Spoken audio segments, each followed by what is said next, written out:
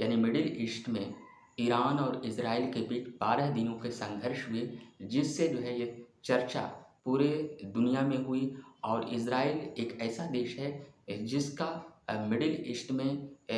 अक्सर जो है स्पेशली अगर देखा जाए तो उसकी चर्चाएं होती रहती है, क्योंकि कई बार जो है इज़राइल का और कई देशों के साथ संबंधों में उतार चढ़ाव होते रहते हैं। तो कहीं न कहीं इज़राइल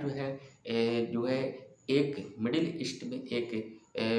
देश है। तो आज हम जानने की कोशिश करते हैं कि आखिर इज़राइल देश कैसे बना। जी हाँ, तो ये वीडियो काफ़ी इंटरेस्टेड और काफ़ी नॉलेजेबल है, तो वीडियो को एंड तक ज़रूर देखिएगा।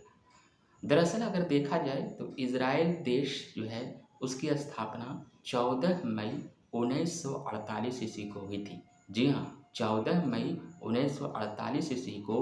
इज़राइल जो है एक देश के रूप में बना और दुनिया का ये पहला और एकमात्र यहूदी देश है। जी हाँ, जेविश कंट्री के तौर पर ये दुनिया का एकमात्र देश है इज़राइल, जिसकी स्थापना डेविड बेन गुरियन के एक तरह से सहयोग से हुई। डेविड बेन गुरियन ने एक अलग इज़राइल देश की स्थापना के लिए जो है एक अभियान चलाया और कहीं न कहीं ब्रिटेन और फिर अमेरिका, ये तमाम ऐसे पश्चिमी देश हैं जिनका समर्थन भी रहा और जिनके प्रयास से जो है इज़राइल एक नया देश 14 मई 1948 ईस्वी को बना। और इज़राइल के प्रथम प्रधानमंत्री डेविड बेन गुरियन बने। और ऐसा माना गया है कि 14 मई 1948 से 1963 तक वो प्रधानमंत्री के तौर पर रहे। हालांकि बीच में कुछ समय के लिए वो नहीं भी थे, लेकिन एक लंबा कार्यकाल उनका रहा और अपने प्रधानमंत्री के पद पर रहकर इज़राइल को एक मजबूत देश के रूप में उभारने, सैन्य शक्ति, आर्थिक तमाम क्षेत्रों पर अपने पद पर रहकर उन्होंने जो उनका सेवा करने का जो कंट्रीब्यूशन है, वो जो है इज़राइल के लिए काफ़ी इम्पोर्टेंस रहा। अब हम बात करते हैं कि इज़राइल देश जो है कैसे बना और मिडिल ईस्ट में, मध्य पूर्व में ख़ासकर अगर देखा जाए तो संबंधों में उतार-चढ़ाव होते हैं। कई बार जो है मिडिल ईस्ट के कई देशों के साथ उनका संबंध जो है कभी अच्छे और कभी ख़राब भी रहते हैं। तो थोड़ा-सा पहले हम ये जानने की कोशिश करेंगे कि इज़राइल देश की स्थापना कैसे हुई। जी हाँ, अगर हम देखा जाए तो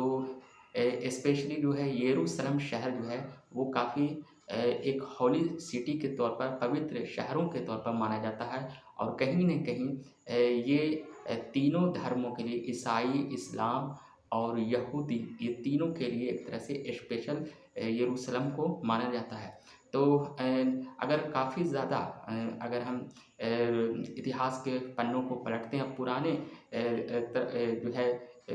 स्पेशली अतीत के पन्नों को पलट कर जानने की कोशिश करते हैं, तो हालाँकि कहा जाता है कि उस क्षेत्र पर एक तरह से यहूदियों लोग जो है उसे एक तरह की अपनी भूमि एक तरह से मानते हैं। बहरहाल अगर देखा जाए तो इज़राइल देश की जो स्थापना हुई 1948 में, उसके लिए अगर हम जानने की कोशिश करें तो इसमें जो सबसे इम्पोर्टेंट रोल है वो है 1917 का बाल्फोर जो है समझौता। जी हाँ, और इसमें जो है ब्रिटेन ने एक तरह से समर्थन किया था और यहीं से एक तरह से इज़राइल एक देश के रूप में एक नींव जो है मिडिल ईस्ट में बनने का काम एक तरह से शुरू हुआ, क्योंकि ब्रिटेन ने इसका समर्थन किया। दरअसल अगर देखा जाए तो 1914 से 1918 तक फर्स्ट वर्ल्ड वार हुए थे और उसमें जो है ब्रिटेन यहूदियों का एक तरह से समर्थन चाहता था और इसीलिए बाल्फोर जो समझौते हुए थे, वो एक बाल्फोर डिक्लेरेशन जिसको कहा जाता है। 1917 में ब्रिटेन के विदेश मंत्री, तत्कालीन ब्रिटेन के विदेश मंत्री उन्होंने जो है इसकी डिक्लेरेशन की घोषणा की। नॉर्थनब्रुक जो है, बाल्फोर जो थे विदेश मंत्री, वो उन्होंने जो है इसकी एक तरह से घोषणा की कि फर्स्ट वर्ल्ड वार में यहूदियों का ब्रिटेन के साथ जो है अगर समर्थन मिलता है तो कहीं न कहीं आगे चलकर यहूदियों के लिए जो है एक स्पेशली जो है उसके समर्थन में ब्रिटेन उसका सहयोग करेगा। आखिर में अगर हम देखें तो स्पेशली बाद में कई देश, पश्चिमी देशों में अमेरिका भी जो है जो यहूदियों का एक तरह से समर्थन किया और जो है ये स्पेशली अगर देखा जाए तो 22,145 वर्ग किलोमीटर का ये क्षेत्र जो है, उस क्षेत्र में जो है इज़राइल देश की स्थापना हुई और उसमें जो है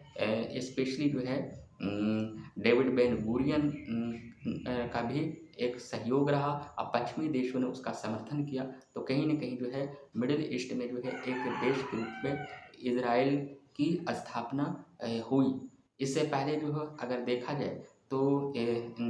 फ़िलिस्तीन का जो क्षेत्र है और यहाँ पर इज़राइल का वो एरिया है, तो कहीं न कहीं भौगोलिक दृष्टि से देखा जाए तो वो अरब और अरब का जो है एक तरह से क्षेत्र हिस्सा है और कहीं न कहीं बाल्फोर जो समझौते हुए उसके बाद से अगर देखा जाए तो कई बार जो है इज़राइल और अरब के बीच जो है संबंधों में उतार-चढ़ाव हुए और कहीं न कहीं देखा जाए तो फ़िलिस्तीनों में ख़ासकर जो है गज़ा और जो वेस्ट बैंक है, वो सब क्षेत्रों में अक्सर जो है एक तरह से तनाव होते हैं और एक तरह से वहाँ पर जो है उथल-पुथल हमेशा होते रहता है और एक तरह से वेस्ट बैंक जो कहलाता है, वो जो है एक तरह से विवाद का एक कारण है फ़िलिस्तीन और इज़राइल के बीच। हालाँकि ओस्लो समझौता भी हुआ उसके तहत जो है फ़िलिस्तीनियों को वहाँ पर जगह दी गई। तो कहीं न कहीं ये विवाद लंबे समय से है और इस विवाद को ख़त्म करने की कोशिश की गई, लेकिन तभी भी ये विवाद पूरी तरह से सुलझा नहीं है और आज भी ये फ़िलिस्तीनियों इज़राइलियों के बीच विवाद होते रहे हैं। बहरहाल 14 मई 1948 को स्पेशली जो है डेविड बेन गुरियन जो इज़राइल के प्रथम प्रधानमंत्री हुए और एक इज़राइल देश का जो है एक गठन हुआ और यहूदियों का ये पहला एकमात्र देश है और कहीं न कहीं पश्चिमी देशों का समर्थन भी वहाँ पर है। मिडिल ईस्ट एक ऐसी जगह है जो आर्थिक दृष्टि से काफ़ी इम्पोर्टेंस है, हमने पहले भी बताया है, क्योंकि वहाँ से प्राकृतिक गैस और तेल ये तमाम कई जगहों पर जाते हैं। तो कहीं न कहीं अगर देखा जाए तो मिडिल ईस्ट में इज़राइल कि जब एक देश के रूप में बना तो पश्चिमी देशों का वहाँ पर एक तरह से समर्थन रहा है, जो कहीं न कहीं राजनीतिक, सामरिक दृष्टि से भी एक तरह से पश्चिमी देशों का इज़राइल के साथ समर्थन जो है इन तमाम रीज़न से भी हो सकता है। तो कुल मिलाकर जो है आज मैंने ये बताया कि किस तरह से इज़राइल देश बना। शुक्रिया।